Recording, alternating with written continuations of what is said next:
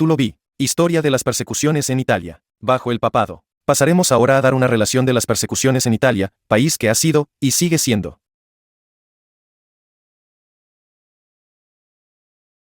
1. El centro del papado. 2. La sede del pontífice. 3. La fuente de los vatios errores que se han extendido por otros países, engañando las mentes de miles, y difundido las nubes de la superstición y del fanatismo sobre las mentes del entendimiento humano.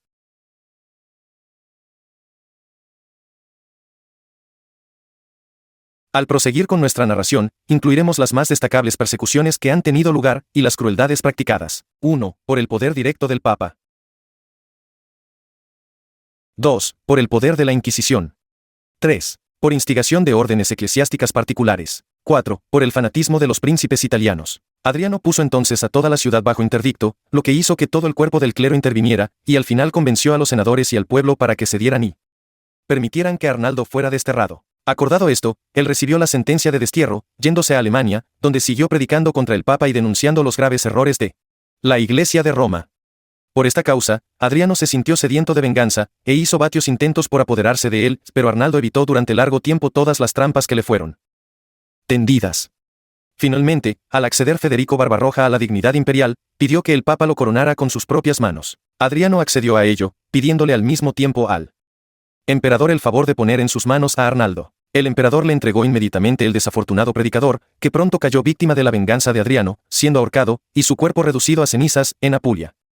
La misma suerte sufrieron varios de sus viejos amigos y compañeros. Un español llamado Encinas fue enviado a Roma, para ser criado en la fe católica romana, pero, tras haber conversado con algunos de los reformados, y habiendo leído varios tratados que le pusieron en las manos, se convirtió en protestante. Al ser esto sabido al cabo de un tiempo, uno de sus propios parientes lo denunció, y fue quemado por orden del Papa y de un cónclave de cardenales. El hermano de Encinas había sido arrestado por aquel tiempo, por tener en sus manos un Nuevo Testamento en lengua castellana, pero halló el medio para huir de la cárcel antes del día señalado para su ejecución, y escapó a Alemania. Fanino, un erudito laico, se convirtió a la religión reformada mediante la lectura de libros de controversia. Al informarse de ello al Papa, fue prendido y echado en la cárcel. Su mujer, hijos, parientes y amigos le visitaron en su encierro, y trabajaron tanto su mente que renunció a su fe y fue liberado.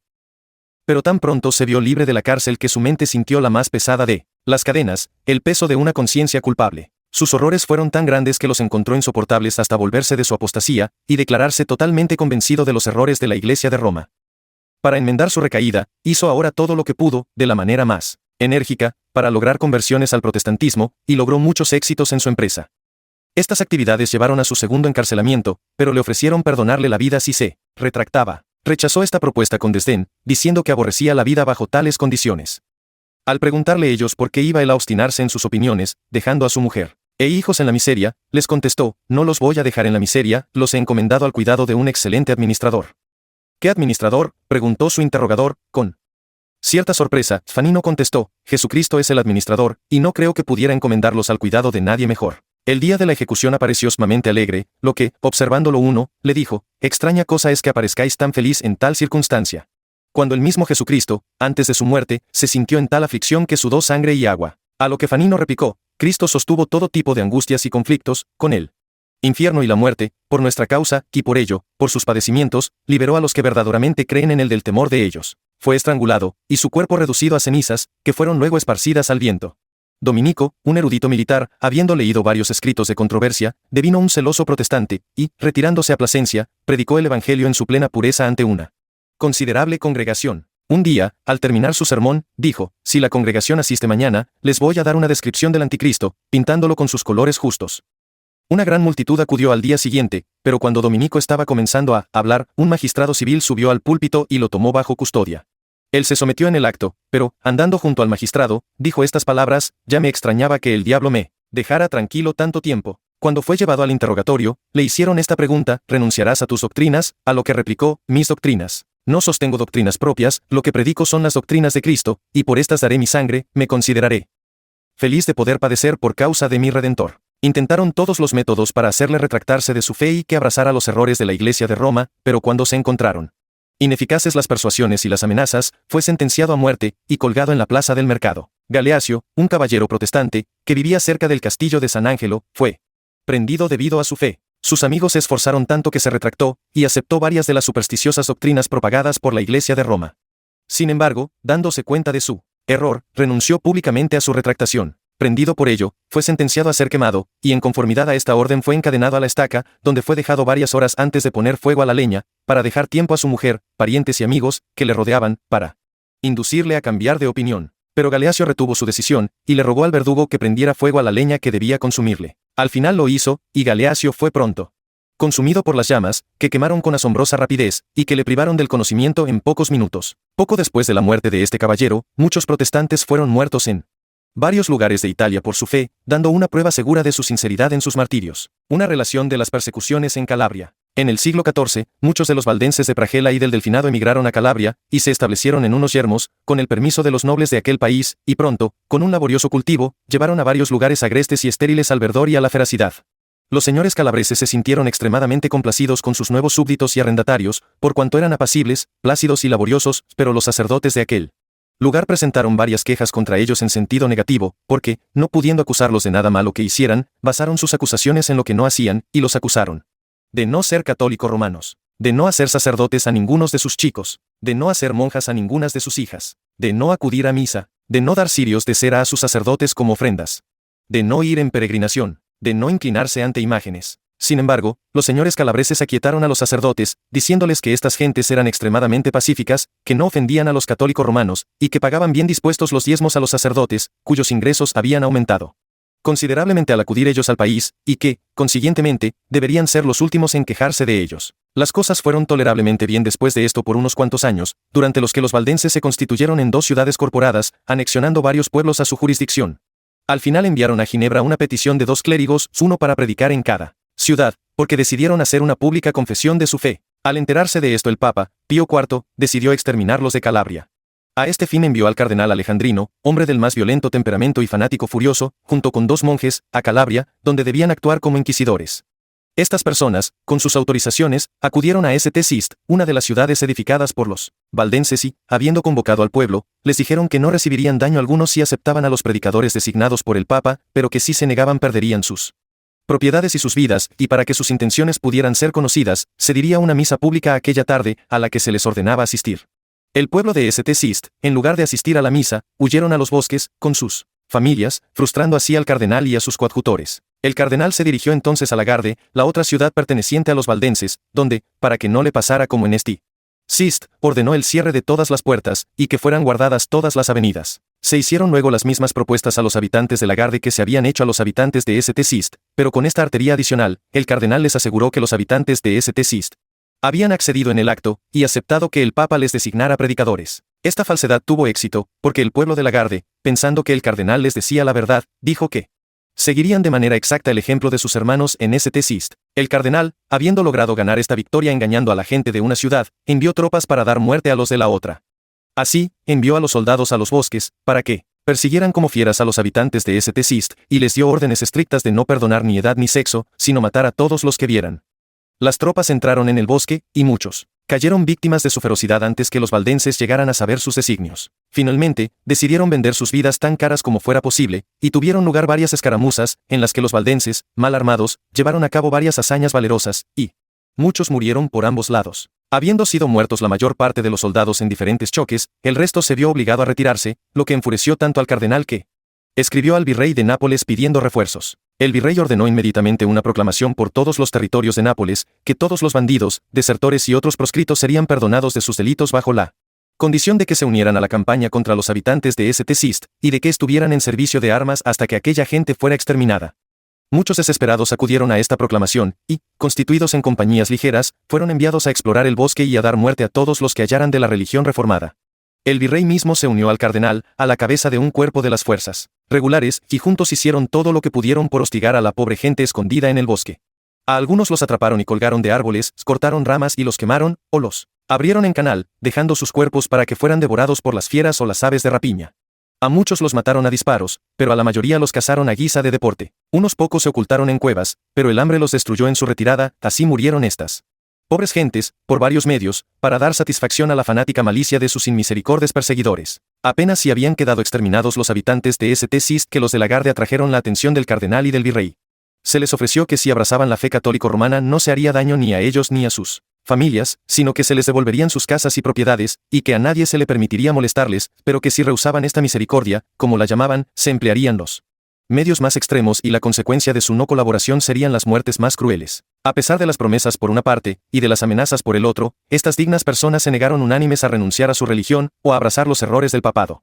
Esto exasperó al cardenal y al virrey hasta el punto de que 30 de ellos fueron puestos de inmediato al potro del tormento, para aterrorizar al resto.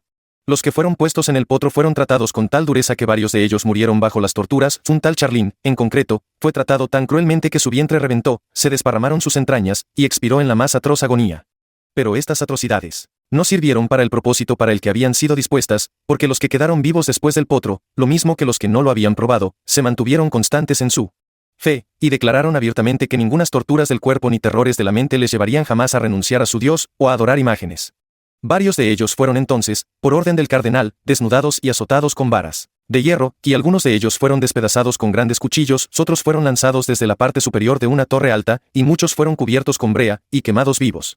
Uno de los monjes que asistían al cardenal, de un talante natural salvaje y cruel, le pidió permiso para derramar algo de la sangre de aquella pobre gente con sus propias manos, y, siéndole concedido, aquel bárbaro tomó un gran cuchillo, y le cortó el cuello a 80 hombres, mujeres y niños, con tan poco remordimiento como un carnicero que diera muerte a otras tantas ovejas. Luego dio orden de que cada uno de estos cuerpos fuera descuartizado, los cuartos puestos sobre estacas, y estas enclavadas en distintas partes de la región, dentro de un radio de 30 millas. Los 4 hombres principales de la garde fueron colgados, y el ministro fue echado desde la parte superior de la torre de su iglesia. Quedó terriblemente mutilado, pero no muerto por la caída. Al pasar el virrey por su lado, dijo: «¿Todavía está vivo este perro? Lleváoslo y dadlo a los cerdos», y por brutal que pueda parecer esta sentencia, fue ejecutada de manera exacta. 60 mujeres sufrieron tan violentamente en el potro que las cuerdas les traspasaron sus brazos y pies hasta cerca del hueso. Al ser mandadas de vuelta a la cárcel, sus heridas se gangrenaron, y murieron de la manera más dolorosa. Muchos otros fueron muertos mediante los medios más crueles, y si algún católico romano más compasivo que otros intercedía por los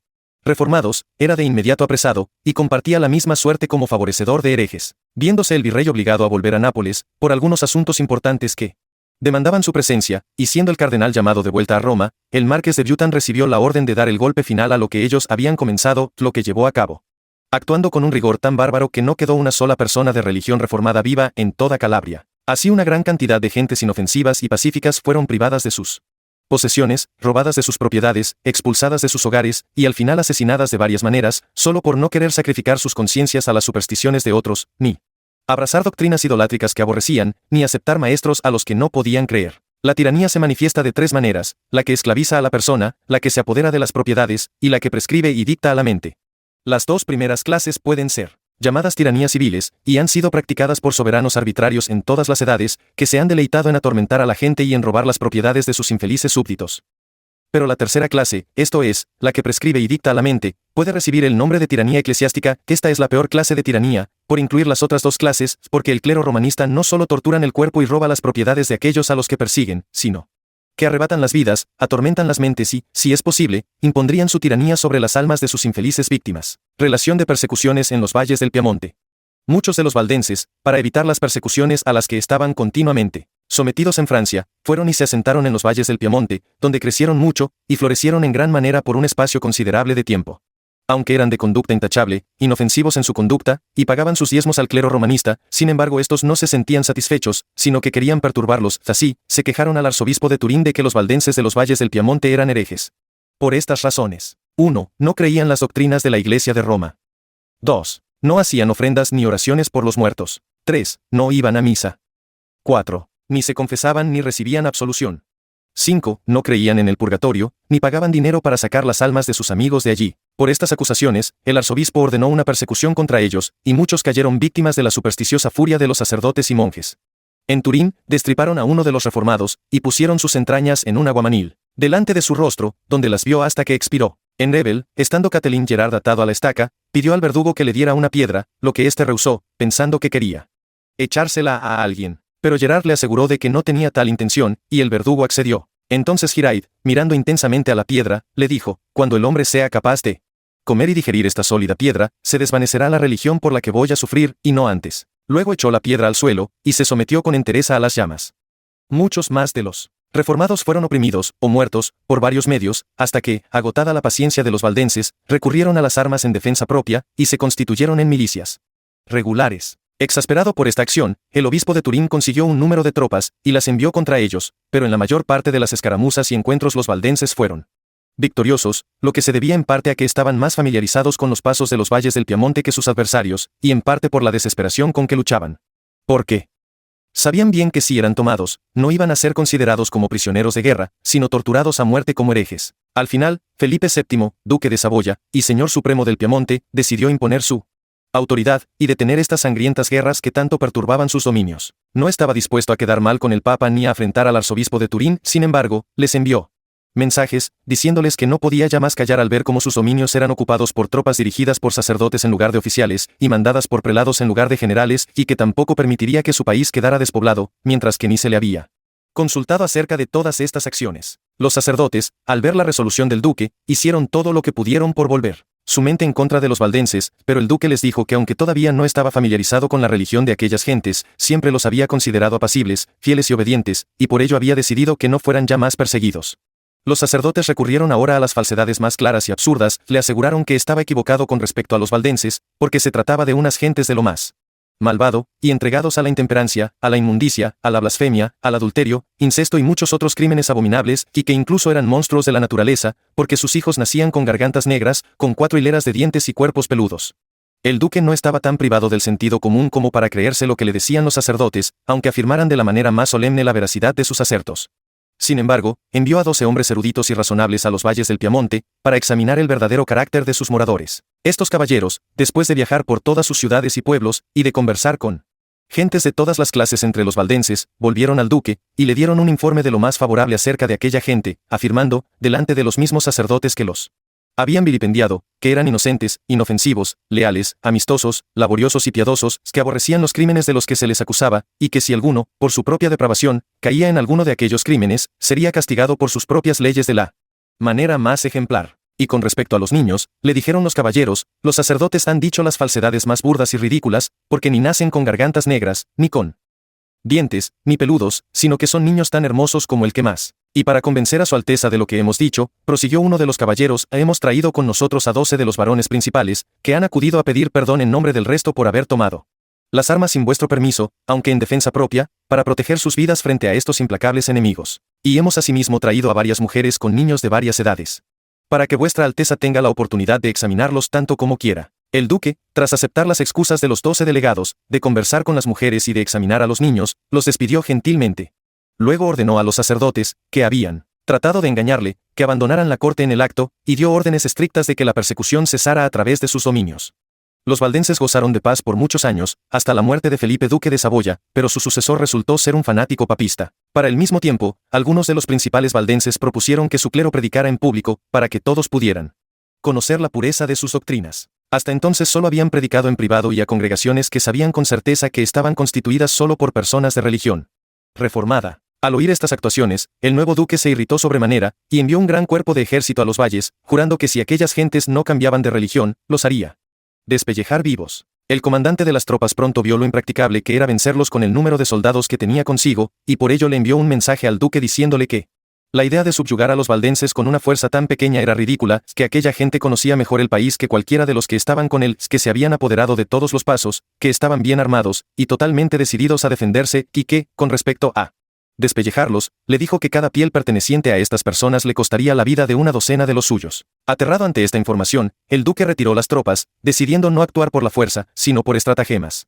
Por ello, ordenó recompensas por el apresamiento de cualesquiera de los valdenses que pudieran ser hallados extraviados fuera de sus lugares fuertes, y que estos, si eran tomados, fueran o bien despellejados vivos, o quemados. Los valdenses tenían hasta entonces solo el Nuevo Testamento y unos pocos libros del Antiguo en la lengua valdense, pero ahora decidieron completar los escritos sagrados en su propio idioma.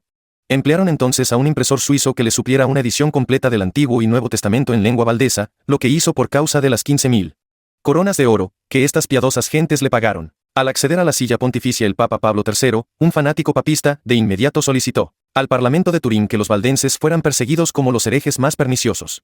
El Parlamento accedió en el acto, y varios fueron rápidamente apresados y quemados por orden suya. Entre estos estaba Bartolomé Héctor, librero y papelero de Turín, que había sido criado como católico romano, pero que, habiendo leído algunos tratados escritos por el clero reformado, había quedado enteramente convencido de los errores de la Iglesia de Roma, pero su mente había estado vacilando durante cieno tiempo, y le costaba decidir qué religión abrazar. Al final, no obstante, abrazó plenamente la religión reformada, y fue prendido, como ya se ha dicho, y quemado por orden del Parlamento de Turín. Ahora el Parlamento de Turín celebró una consulta, en la que se acordó enviar delegados a los valles del Piamonte, con las siguientes proposiciones. 1. Que si los valdenses entraban en el seno de la Iglesia de Roma y abrazaban la religión católico-romana, disfrutarían de sus casas, propiedades y tierras, y vivirían con sus familias, sin la más mínima molestia.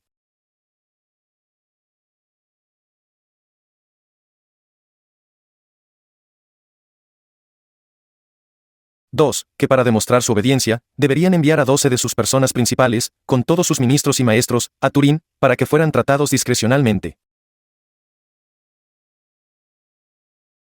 3. Que el Papa, el rey de Francia y el duque de Saboya aprobaban y autorizaban los procedimientos del Parlamento de Turín en esta ocasión. 4. Que si los valdenses de los valles del Piamonte rehusaban acceder a estas proposiciones, les sobrevendría una persecución, y que su suerte sería una muerte cierta.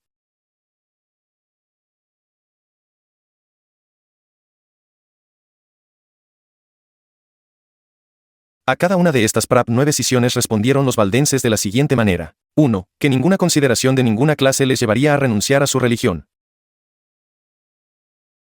2. Que jamás consentirían en entregar a sus mejores y más respetables amigos a la custodia y discreción de sus peores y más inveterados enemigos. 3. Que valoraban más la aprobación del Rey de Reyes que reina en el cielo más que cualquier autoridad temporal. 4. Que sus almas les eran de mayor precio que sus cuerpos. Estas réplicas tan aguzadas y valerosas irritaron mucho al Parlamento de Turín, prosiguieron secuestrando, con más avidez que nunca, a los valdenses que no actuaban con la adecuada precaución, los cuales sufrían las más crueles muertes. Entre estos, desafortunadamente, cayó en sus manos a Geoffrey Bamagle, ministro de Angrogne, a quien quemaron vivo como hereje. Luego pidieron un considerable cuerpo de ejército al rey de Francia para exterminar totalmente a los reformados de los valles del Piamonte, pero cuando las tropas iban a emprender la marcha, los príncipes protestantes de Alemania se interpusieron, y amenazaron con enviar tropas para ayudar a los valdenses si eran atacados. El rey de Francia, no deseando entrar en una guerra, envió un mensaje al Parlamento de Turín comunicándoles que no podía por ahora mandarles tropas para actuar en el Piamonte. Los miembros del Parlamento quedaron sumamente trastornados ante este contratiempo, y la persecución fue cesando gradualmente, porque solo podían dar muerte a los reformados que podían atrapar por casualidad, y como los valdenses se volvían cada vez más cautos, su crueldad tuvo que cesar por falta de objetos sobre los que ser ejercitada. Los valdenses gozaron así de varios años de tranquilidad, pero luego fueron perturbados. De la siguiente manera, el nuncio papal llegó a Turín para hablarle al duque de Saboya, y le dijo a aquel príncipe que se sentía asombrado de que todavía no hubiera desarraigado del todo a los valdenses de los valles del Piamonte, u obligado a entrar en el seno de la Iglesia de Roma, que no podía dejar de considerar como sospechosa aquella conducta, y que realmente pensaba que era un favorecedor de herejes, y que informaría de ello en consecuencia a su santidad el Papa. Herido por este reproche, y no dispuesto a que dieran una falsa imagen de él al Papa, el duque decidió actuar con la mayor dureza, para mostrar su celo, y para compensar su anterior negligencia con futuras crueldades. Así, emitió órdenes expresas para que todos los valdenses asistieran regularmente a misa, bajo pena de muerte. Esto ellos rehusaron de manera absoluta, y entonces entró en los valles del Piamonte con un ejército imponente, y dio inicio a una feroz persecución, en la que grandes cantidades de valdenses fueron ahorcados, ahogados, destripados, atados a árboles y traspasados con alabardas, despeñados, quemados, apuñalados, torturados en el potro del tormento hasta morir, crucificados cabeza abajo, devorados por perros, etc. Los que huyeron fueron privados de todos sus bienes, y sus casas quemadas se comportaban de manera especialmente cruel cuando atrapaban a un ministro o a un maestro, a los que hacían sufrirías más refinadas e inconcebibles torturas. Si alguno de ellos parecía vacilar en su fe, no lo mataban, sino que lo enviaban a galeras, para que se convirtieran a golpes de infortunio. Los más crueles perseguidores que asistían al duque en esta ocasión eran 3. 1. Tomás Incomel, un apóstata, porque había sido criado en la religión reformada, pero renunció a su fe. Abrazó los errores del papado, y se volvió monje. Era un gran libertino, entregado a crímenes contra natura, y sórdidamente deseoso del botín de los valdenses. 2. Courbis, hombre de naturaleza cruel y feroz, cuya actividad era interrogar a los presos. 3. El preboste de justicia, que estaba deseoso de la ejecución de los valdenses, porque cada ejecución significaba dinero para su bolsillo. Estas 3 personas eran inmisericordes en sumo grado, y doquiera que fueran había la seguridad de que correría la sangre inocente. Aparte de las crueldades ejercidas por el duque, por estas 3 personas y por el ejército, en sus diferentes marchas, se cometieron muchas barbaridades a nivel local. En Pignerol, ciudad de los valles, había un monasterio, cuyos monjes, viendo que podían dañar a los reformados con impunidad, comenzaron a saquear las casas y a derribar las iglesias de los valdenses. Al no encontrar ninguna oposición, se apoderaron de aquellos infelices, asesinando a los hombres, encerrando a las mujeres, y entregando a los niños a hayas católico-romanas. Los habitantes católico-romanos del Valle de San Martín hicieron también todo lo que pudieron por atormentar a los vecinos valdenses. Destruyeron sus iglesias, quemaron sus casas, se apoderaron de sus propiedades, robaron sus ganados, dedicaron las tierras de ellos a sus propios usos, echaron a sus ministros a la hoguera, y a los valdenses hacia los bosques, donde no tenían para subsistir más que frutos silvestres, raíces, la corteza de los árboles, etc. Algunos rufianes católicos romanos, habiendo apresado a un ministro que iba a predicar, decidieron llevarlo a un lugar conveniente y quemarlo. Al saberlo sus fieles, los hombres se armaron, se lanzaron en persecución de los rufianes, y parecieron decididos a rescatar a su ministro. Al darse cuenta los malvados, apuñalaron al pobre hombre, y, dejándolo tendido en un charco de sangre, se retiraron precipitadamente. Los atónitos fieles hicieron todo lo posible por salvarlo, pero en vano, el arma había afectado órganos vitales, y expiró mientras lo llevaban de vuelta a casa. Teniendo los monjes de Pignerol un gran deseo de poner las manos encima de un ministro de una ciudad en los valles, llamada St. Germain, contrataron a una banda de rufianes para que los secuestraran. Estos tipos fueron conducidos por un traidor, que había sido antes criado del ministro, y que sabía perfectamente un camino secreto a la casa, por el que podía llevarlos sin levantar la alarma del vecindario. El guía llamó a la puerta, y, a la pregunta de quién era, contestó con su propio nombre. El ministro, no esperando daño alguno de una persona a la que había cubierto de favores, abrió de inmediato la puerta. Pero al ver la banda de facinerosos, retrocedió, y huyó hacia una puerta trasera. Pero todos se lanzaron adentro, y lo apresaron. Tras haber asesinado a toda su familia, lo hicieron ir hacia Pignerol, pinchándole durante todo el camino con picas, lanzas, espadas, etc. Fue guardado durante mucho tiempo en la cárcel, y luego encadenado a la estaca para ser quemado. Entonces se ordenó a 2 mujeres de los valdenses, que habían renunciado a su religión para salvar sus vidas, que llevaran leña a la hoguera para quemarle, y mientras la preparaban, que dijeran: «Toma esto, malvado hereje, en pago de las perniciosas doctrinas que nos enseñaste». Estas palabras se las repitieron así ellas a él, a lo que él replicó con calma: «Yo os enseñé bien, pero desde entonces habéis aprendido el mal». Entonces aplicaron fuego a la leña, y fue rápidamente consumido, invocando el nombre del Señor mientras la voz se lo permitió. Mientras las tropas de desalmados que pertenecían a los monjes cometían estos grandes desmanes por la ciudad de St. Germain, asesinando y saqueando a muchos de sus habitantes, los reformados de Lucerna y de Angrogne enviaron algunos cuerpos de hombres armados para ayudar a sus hermanos de St. Germain. Estos cuerpos de hombres armados atacaban con frecuencia a los rufianes, y a menudo los ponían en fuga, lo que aterró tanto a los monjes que dejaron el monasterio de Pignerol por cierto tiempo, hasta que consiguieron un cuerpo de tropas regulares para protegerles. El duque, viendo que no había conseguido el éxito deseado, aumentó mucho sus tropas. Ordenó que las bandas de bandidos que pertenecían a los monjes se unieran a él, y mandó un vaciado general de las cárceles, con la condición de que las personas liberadas portaran armas, y fueran constituidas en compañías ligeras, para ayudar en el exterminio de los valdenses. Los valdenses, informados de estas acciones, reunieron todo lo que pudieron de sus propiedades, y abandonaron los valles, retirándose a las rocas y cuevas entre los Alpes. Se debe decir que los valles del Piamonte están situados